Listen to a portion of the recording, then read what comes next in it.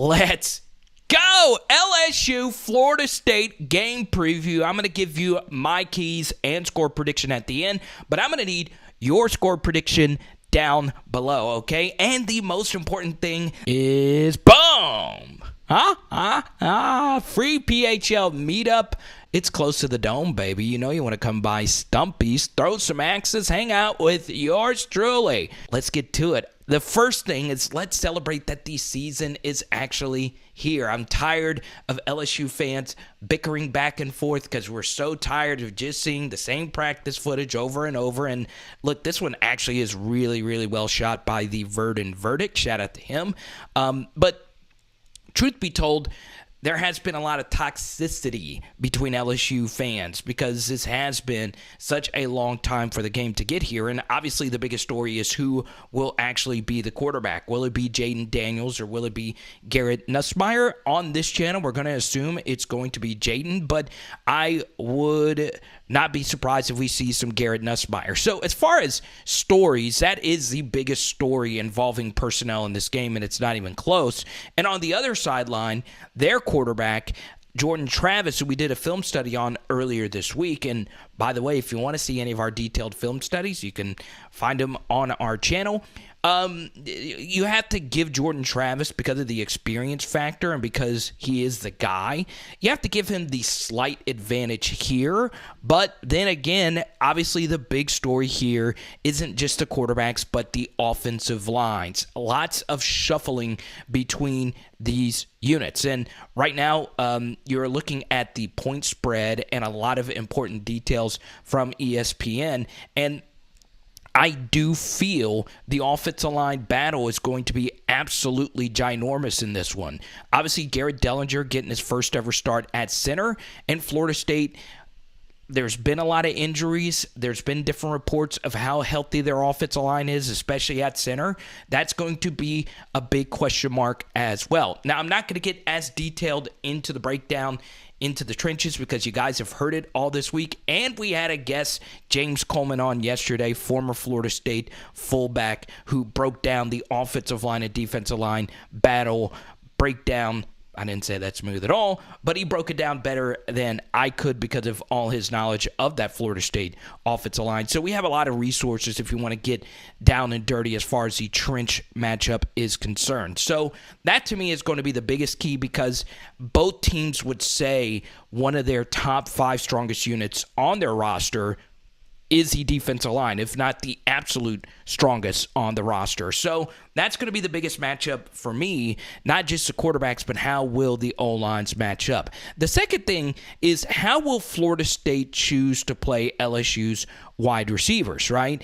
I feel the LSU defensive matchup against their wide receivers is just too hard to predict because there are so many transfers on both sides of the ball that we really don't know how that battle is actually going to shape out. So while a lot of us are concerned about the LSU secondary, Florida State's wide receivers have a lot of question marks as well.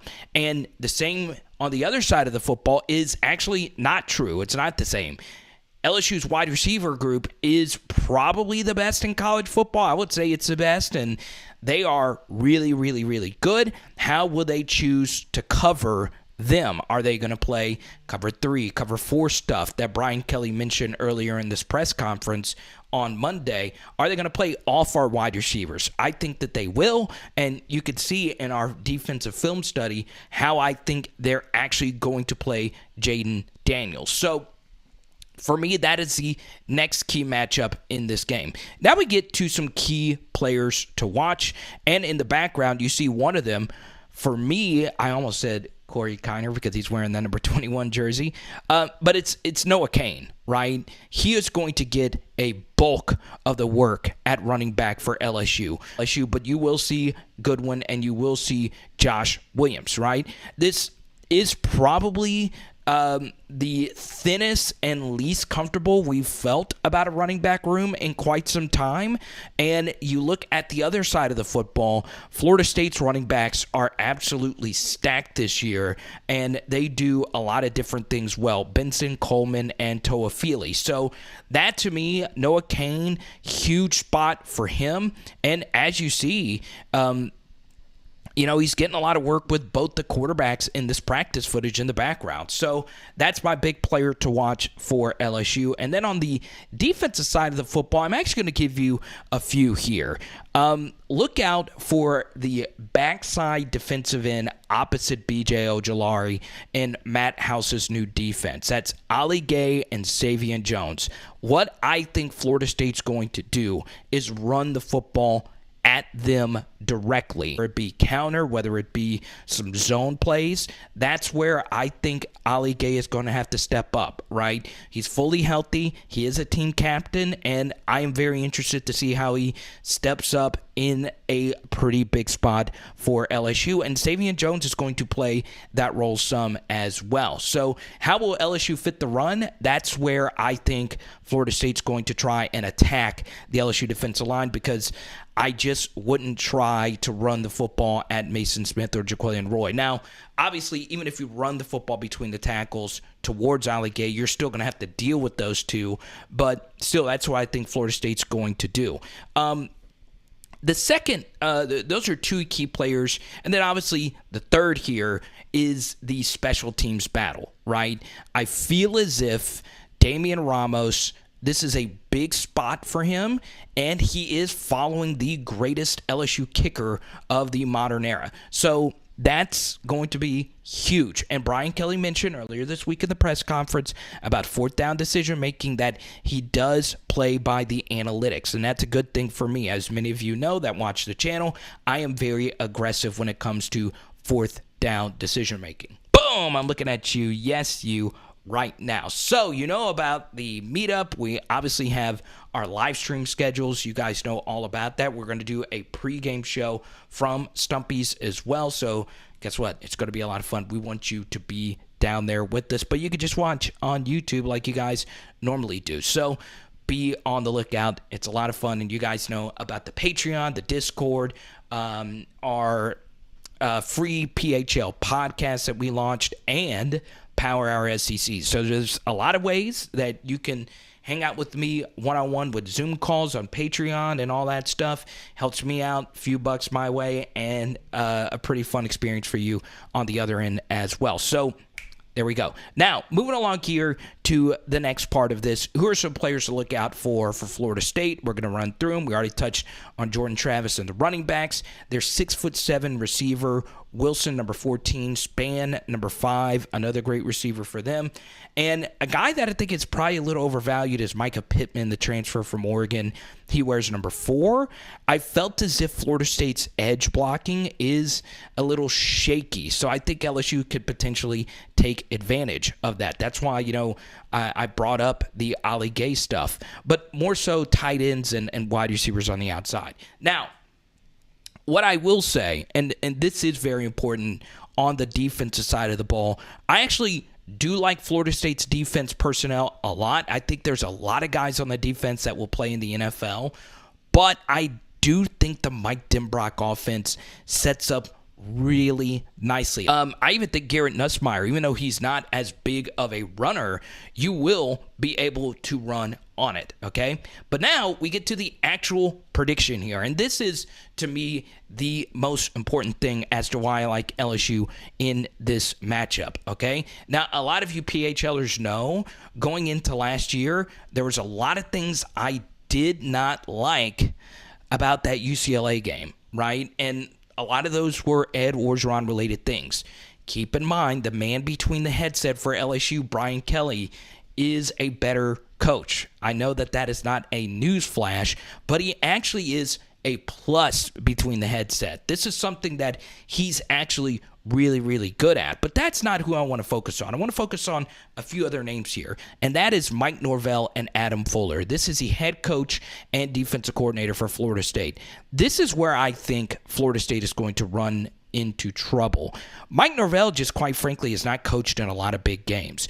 I think a lot of people are shocked that he is so young. He's only 40, and I always cheer for coaches. He went from Central Arkansas University all the way up to now, and there's a lot to like about Norvell personally, but what I think he's going to run into is the pressure of the situation, right?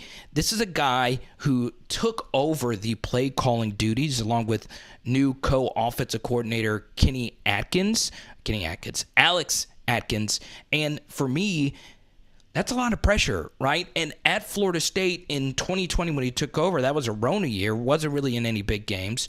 2021, the only big game he was in was probably this type of matchup versus Notre Dame in a season opener, and he was at home in that matchup, and he actually coached a fine game. He juggled quarterbacks, and at least he knows who his guy is right now. The issue, though, is I feel as if the pressure is not on Brian Kelly to win this season opener. He is locked in. This is his first game. If for some reason we were to lose it, it would suck, but it's not the be-all, end-all. This is a bigger game for Mike Norvell, and I do feel he kind of sort of has to win it. Florida State fans are fed up. Norvell has heard the Deion Sanders stuff. We need to bring Deion in.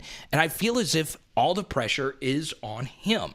And for that, it makes me like LSU a little bit more. I know that's a very subjective thing, but let me give you a little bit more of an objective reason. In our defensive film study, if you fast forward to the very end of it, I showed you a lot of plays from the Memphis-Cincinnati game of 2019 when Mike Denbrock was the play caller for Cincinnati. Now, Cincinnati lost both of those games, but Denbrock actually put up some good yards and some good yard per play, and a lot of his receivers dropped passes in key moments where Memphis had an interception return. They had a bunch of explosive touchdowns, special teams touchdowns that are very unreliable and tough to translate, right? So Denbrock also did that in back-to-back weeks with two different quarterbacks. So it's kind of tough to explain, but they had to play 2 weeks in a row. So Denbrock played with the backup Ben Bryant, and he also played with Desmond Ridder, and he was able to move the football. They were able to generate offense. So the reason why I think that's important is I feel as if you should feel very comfortable about Denbrock's matchup here. I know that you are shaky about the quarterback position. A lot of you are worried about Jaden's throwing. Trust me, there's a piece of me that feels the same way about it as well. I've shared conversations that I've had with quarterback coaches in the industry, and look, it is a thing to worry about. And even if Nuss is a guy, you do worry about his inexperience as well. But I do think Denbrock is going to be able to move the football on this unit. Now, if their defensive line just manhandles our offensive line, it can happen, right? There are some players on this LSU offensive line that have struggled versus the best of the best defensive line that will be making the start. You are starting a true freshman left tackle. Still, I think Mike has the goods. I think a lot of what he does works really well in these types of games. So, because of that reason, I am picking LSU to win it. I think this game at time could be a little clunky, but one thing I find to be very interesting is nearly everybody's score prediction has been this 27-24, 24-20 kind of thing. I went on a national show recently, and all five of the people, 4 Florida State experts and me, they all picked the same kind of score line, right? And I'm going to do the same as well. I like LSU winning this one 27-21. So let me know your score predictions down below, and we'll see you, baby.